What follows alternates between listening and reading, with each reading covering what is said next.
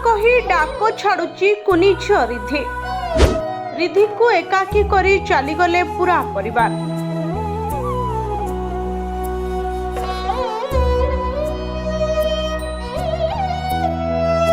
Police station table उपरे बसिथिबा निरीह 2 वर्षर कुनी झियो रिधि तार कांद और माँ डाक एते हृदय विदारक थिला जे केही निजर कोह संभाली पारु नथिले।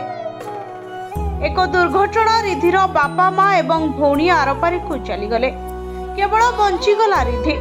रिधि माँ को खोजी राह धरी कांदुथुवा बेले पुलिस बाबू ताको बुझाउथिले। एही दृश्य समस्तंकु भाव विह्वल करितला।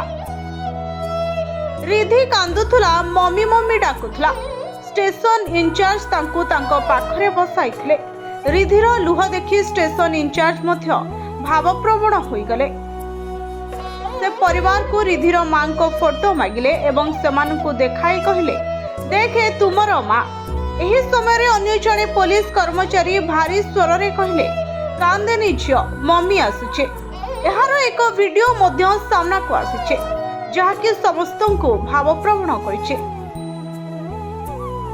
मंगलवार सकाळे राजस्थान अलवार जिलार राजगढ़ थाना अंचल दिल्ली मुंबई एक्सप्रेसवे रे एक भयंकर दुर्घटना रे गोटे परिवार 3 जन सदस्यों दुखद मृत्यु घटिथिला।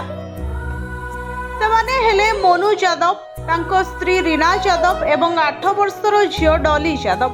समस्ते उत्तर प्रदेश रो फिरोजाबाद रो। मोनू यादव गाड़ी चलाउथिले। सेमाने इंदौर रु दिल्ली जाउथुवा बेले दुर्घटना घटिथिला जेउथरे 3 जनकर मृत्यु होइथिला। मोनूंको 2 वर्षर झियो रिधि यादव दुर्घटना बंची जाइछे। राजगढ़ पुलिस रिधि को पुलिस स्टेशन को आनिथिला किंतु से लगातार कांदुथुवा बेले मां को खोजुथला। राजगढ़ पुलिस अधिकारी तांको खाइबा को देबा को चेष्टा करिथिले किंतु से कांदिबा जारी रखिथिले। ब्यूरो रिपोर्ट जनता टीवी।